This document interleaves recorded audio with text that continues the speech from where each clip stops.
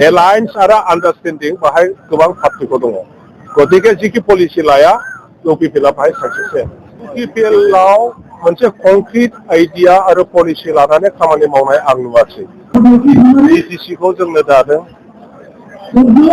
आरो बे बिटिसिखौ सालायनो थाखाय बे बिटिसिआव गणतान्त्रिक प्रक्रिया लाबोनानै गासैबो प्रक्रिया लाबोनानै बिटिसिआव रायजो जानाय बिभिन्न जाति गस्टिखौ खौसे खालामनानै जौगानायनि खामानि मावनो थाखाय जोङो बिटिएफ दोलोखौ जोंनो जादों दा गेजेर समाव माखासे खारनाव एसे सम दस्रा दोलोआव थांनानै खामानि मावनाय जादोंमोन नाथाय जोङो बिटिएफनि दैदेनगिरिफोरजों मोजां सम्पर्क लाखियो आरो हाग्रामा महिलानिखौ राजनिति भाबै आरो बोरैहाय बांसिन माने शक्तिशालि खालामनो बेखौ खालामनो थाखाय इउपिपिएलआव थांनाय गिदिंनानै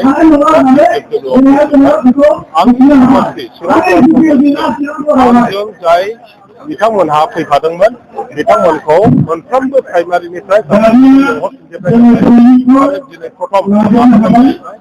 रानिखातायाव एराउन्ड 300 आरो क'क्राझाराव दा एराउन्ड दाहायबो 300सो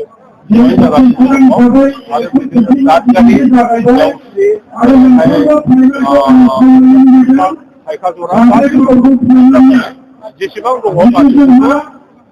लाबोफिनजोबनाय जागोन आरो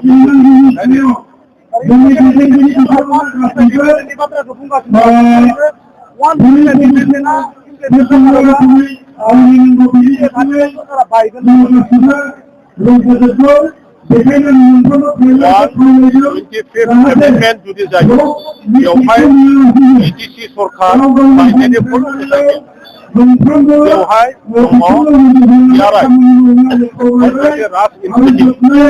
बिटिसिआव जिहेतु गैया सेक्रेटारियाव जिहेतु गैया बेखौ इमप्लिमेन्ट खालामनाय जागोन होननानै कनस्टिटिउसनाव एमेन्डमेन्ट लाबोगोन आरो बियो जाहैबाय बिटिसिआव 34टा समस्ति दङ बेखौ 60टा समस्ति बानायनायनि एमेन्डमेन्ट लाबोगोन आरो बेबायदिनो माखासेया जाहैबाय अफिस अफ प्रफिटआ जाहैबाय बिटिसिआव सोरबाया मेम्बार जानानैबो एमएलएबो जानो हायो एमपिबो जानो हायो मोननै थाथायाव जिहेतु अफिस अफ प्रफिट बे आयेना शेड्युलाव लागु जायाखै आरो मोनसेया जाहैबाय एन्टि डिफेक्टराबो शेड्युलाव गैया ओंखायनो बेफोरखौबो शेड्युलावबो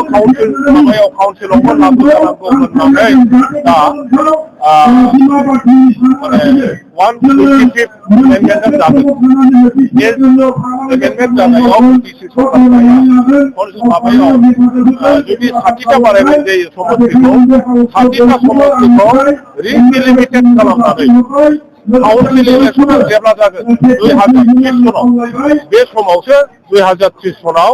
माने बे 60टा समस्तियाव इलेक्सन खालामनाय जादों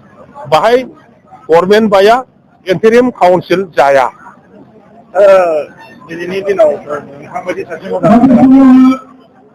इउपिपिएलआव थांनानै नोंथाङा दिनैहाय बिटिएफआव फैफिनबाय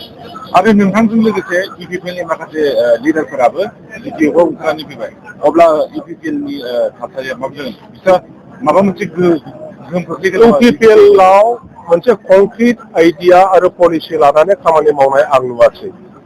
आंबो इउपिपिएलआव थाहैनानै इउपिपिएलखौ स्ट्रेंथेन खालामनो दैदेनगिरि बिथांमोनजों हाइकमान्डनि मानसिफोरजों आं गोबां सावरायदोंमोन आरो गोबां आं खामानिबो मावदों आं दा बेफोरखौ बुंला खिन्थु इउपिपिएलआव मोनसे कनक्रिट मोजां पलिसि लानानै खामानि मावनाय आं नुवाखै जोबोद गोनो गोथो कनफिउजिं जानानै दङ बिथांमोना दा नैबे इलेक्सनखौ बारहोनो थाखाय बिथांमोना जिखि पलिसि लाया बे पलिसिया साक्सेसफुल पलिसि जाया खारन दा नुनो मोनबाय जे प्रमद बर'आ बिजेपिनि हेल्प लानानै इतिमध्ये एमपि जाबाय आरो दा बिथांमोनहा देखायनो नागिरदों जोङो बिजेपिजों गैया मुस्लिम भट मोननो थाखाय आरो कंग्रेसजोंबो दासिमबो एलायन्स जायाखै जोङो कंग्रेसजों खालामगोन होननानै बिसोरो फावसायगासिनो दं कंग्रेसखौबो बेखौनो बुंनो नागिरदों कि जोङो बिजेपिजों गैया नोंथांमोनहा आन्डारस्टेन्डिंआव गेलेगोन एलायन्स आरो आन्डारस्टेन्डिं बाहाय गोबां पार्टिखौ दङ गतिके जिखि पलिसि लाया इउपिपिएलआ बाहाय साक्सेस जाया